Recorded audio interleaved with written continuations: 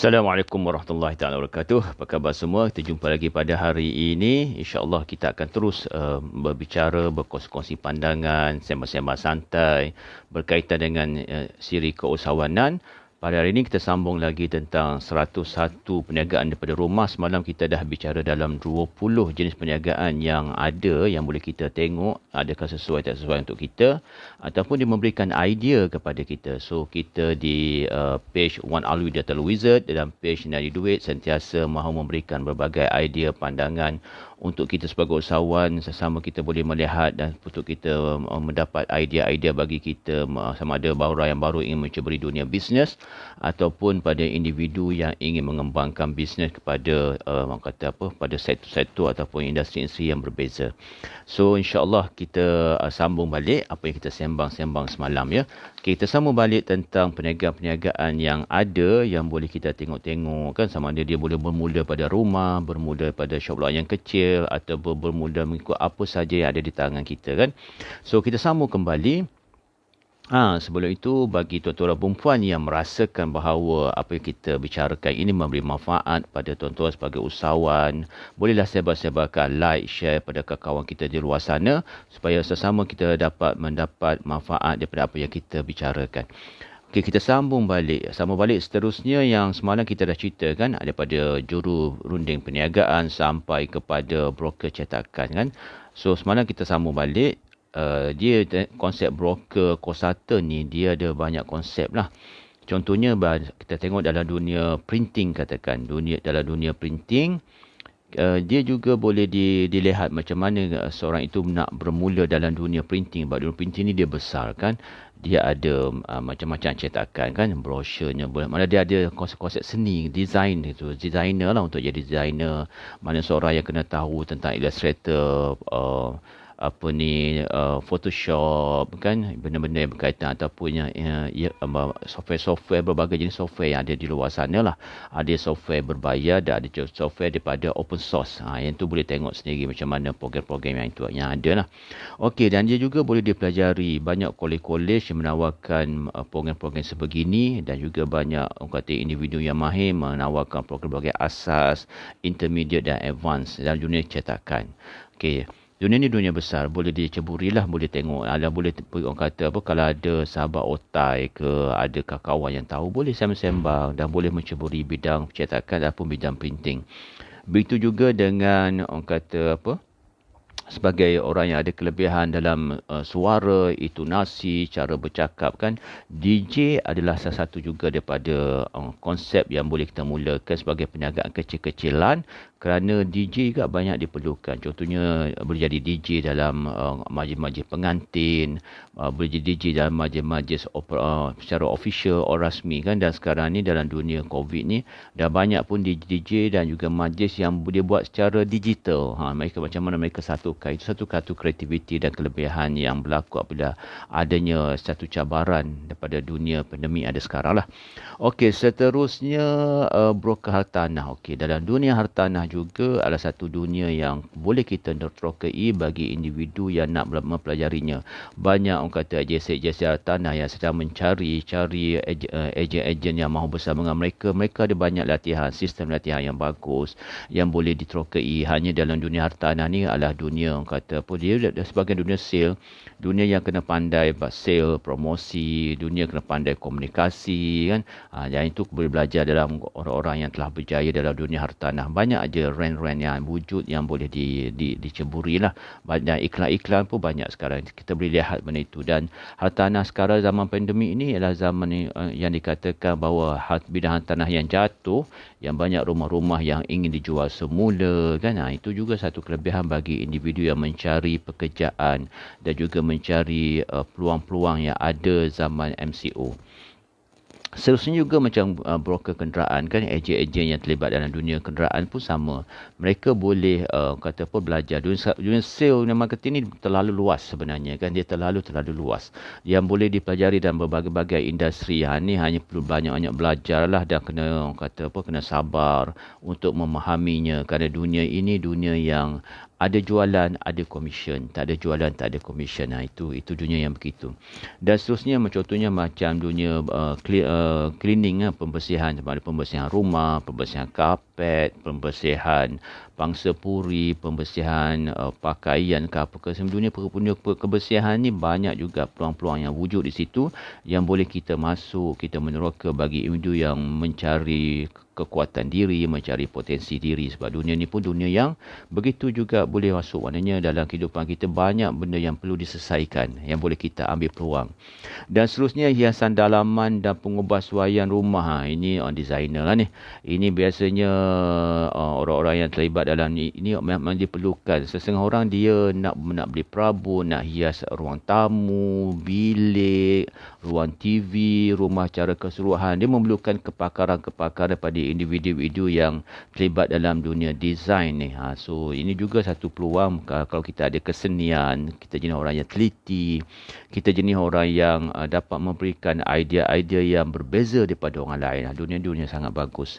Begitu juga dengan lelong, ejen lelongan. Okey, lelong ni juga satu bidang yang boleh diceburi bagi mereka yang mencarinya.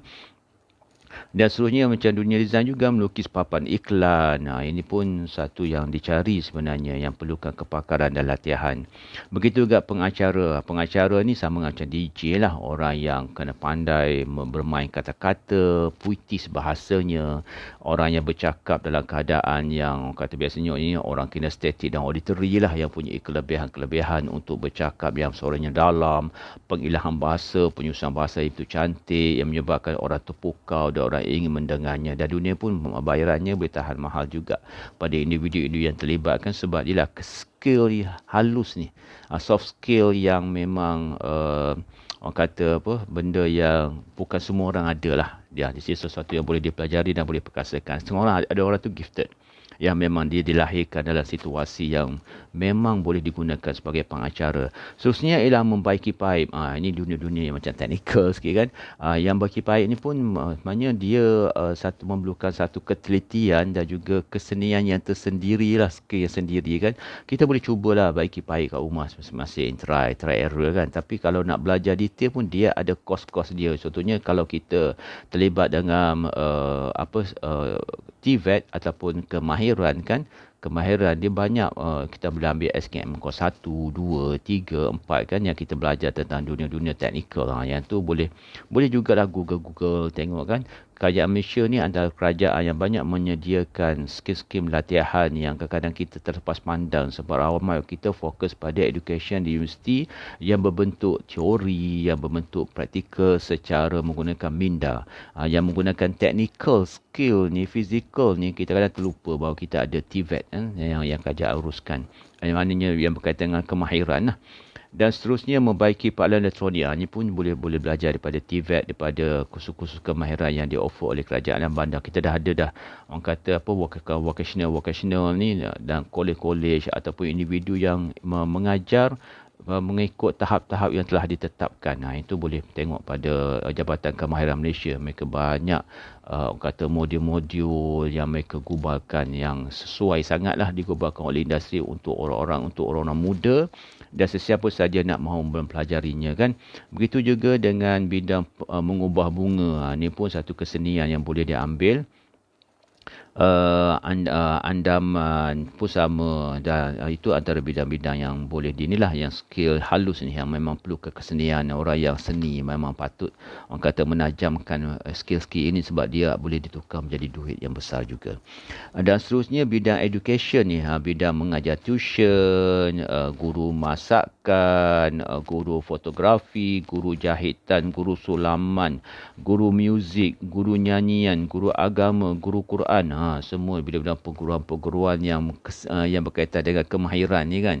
Dan juga yang berkaitan dengan ilmu-ilmu ini, memang ini antara yang perniagaan-perniagaan yang boleh dipelajari, yang siapa ada pengalaman, ada kemahiran, boleh juga masuk dalam bidang mengajar ni, sebab kita dapat membantu ramai anak-anak muda untuk mereka memperkasakan diri mereka lah. Contohnya macam mengajar tuition katakan. Ini adalah bidang-bidang yang memang walaupun zaman MCO ni mak ayah masih lagi kerisauan, tentang bagaimana anak-anak mereka belajar, bagaimana anak-anak mereka orang kata apa untuk menghadapi peperiksaan kan. Maka guru tuition ni penting, dan sekarang ni zaman mengajar, cabaran sikit mengajar melalui cara online ni, macam mana kita nak tarik perhatian pelajar supaya boleh duduk dengan kita dalam keadaan yang lama kan. Ini juga orang kata satu cabaran, tapi bidang tuition ni tetap diperlukan sepanjang zaman. Begitu juga dengan guru-guru yang mengajar masakan kan. Zaman MCO ni lah, kalau yang full lockdown kan, ramai orang mencari nak masak apa hari ni, nak masak apa esok, nak masak apa lusa kan. 30 hari lah suri rumah memikirkan cara memasak. Maka guru masakan ni boleh mengambil peluang sebagai pendapatan mereka dengan offer macam-macam. Kita ada Telegram, kita ada WhatsApp kan, kita ada secret group Facebook yang boleh digunakan sangatlah sebagai ni kan. Saya tengok kadang dia buat murah je, tapi yang masuknya beribu-ribu dalam tu, dan memang orang kata pun satu pendapatan lah bagi orang yang punya kemahiran dalam bidang masakan. Contohnya dan seterusnya, orang kata apa, guru fotografi. Ini pun satu benda kelebihan kan. Jahitan juga kelebihan, sulama, muzik, nyanyian, agama, guru Quran ni satu kelebihan. Kalau kita punya ilmu dan kita orang kata apa, menjadi kita mengajar orang kan, insya-Allah duit akan masuk lah. Biasanya begitu. Konsep menjual lauk pauk ni, orang yang yang suka memasak ni memang ambil peluang. Kalau boleh jual lauk pauk ni, biarlah orang yang kita mahu orang yang betul-betul pandai ataupun orang yang mahu cuba dan ada keinginan untuk menjual perkara yang sedap pada masyarakat kan. Kita tak mahulah jual lauk pauk ni kan terpaksa jual kan, lauk tak seberapa. Terutama kan bulan Ramadan kan. Bulan Ramadan kerana kita banyak mendengar luah-luahan hati daripada pembeli kan, lauk tak masak itu ini kan. Maksudnya dia masuk dalam bidang itu, berada di pasar Ramadan untuk mencari duit. Curi duit boleh dicari, tapi carilah duit dalam keadaan yang betul-betul lah. Kan supaya orang kata apa, orang membeli dengan kita ni dalam keadaan yang tidak marah-marah gitu. Mungkin menjual masakan pagi, ni pun benda yang boleh dibagi perhatian kan. Okey, konsep orang yang boleh menyewa ni, dia ada kan, kadang ada orang dia nak sewa itu, sewa ini. Contohnya sewa bunga-bungaan, sewa pakaian kan. Kalau taska tadika tu kadang graduation tu mereka nak sewa. Hanya sekarang mungkin MCO ni kita tengoklah macam mana kita nak uruskan supaya tidak terlibat dalam penyebaran virus. Dan seterusnya kita boleh pergi kepada rawatan-rawatan tradisional. Hanya juga bidang-bidang yang boleh diceburi. Hanya rawatan tradisional ni perlu pada sertifikat yang boleh disahkan oleh badan-badan yang berautoriti, supaya apa yang kita buat ni sesuatu yang orang kata apa, tidak melanggar perundangan dan melanggar agama lah. Terutama dalam ketabiban ni kan, tabib, supaya kita bukan jadi dukun lah. Kita dalam bidang yang atau perubatan yang diiktiraf. Dan seterusnya orang kata apa, servis menjawab telefon, telemarketing, ini pun satu bidang yang boleh diceburi bagi mereka yang meminatinya lah.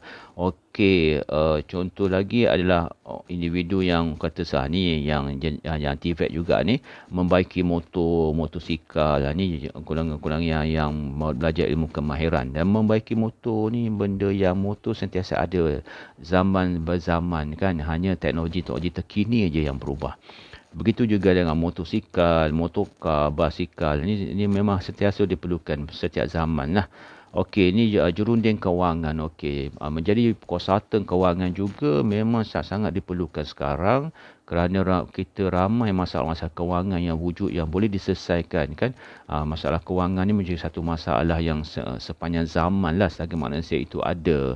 Dan kerana apa? Manusia ada keinginan, ada pendapatan, ada pembelanjaan. Sesuatu itu memang perlu diberi perhatian khusus supaya tidak terlibat dengan hutang-hutang kan. Kadang-kadang hutang-hutang nampak bagus, tapi kadang-kadang nampak boleh membawa kita kepada menjerumus kepada masalah yang teruk dalam keluarga lah.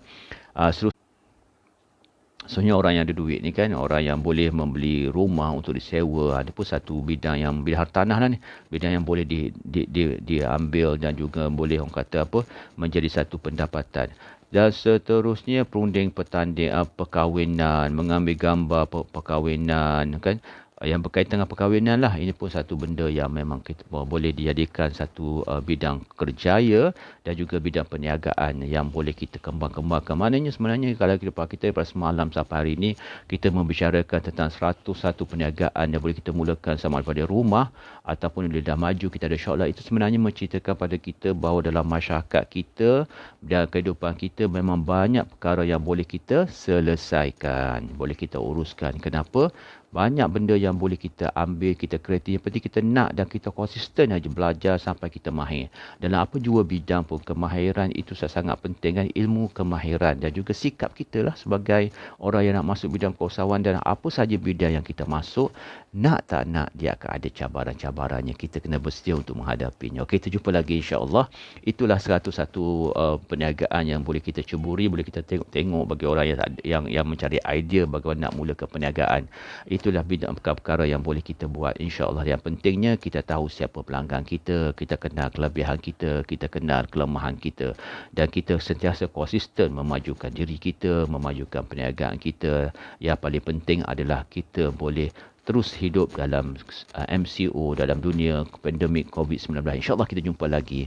Sentiasalah kita berimpian dan juga meneruskan impian kita dan juga meneruskan tindakan kita untuk menggapai impian dan menerobos citra diri. Best. Anda sentiasa terbaik. Assalamualaikum warahmatullahi taala wabarakatuh.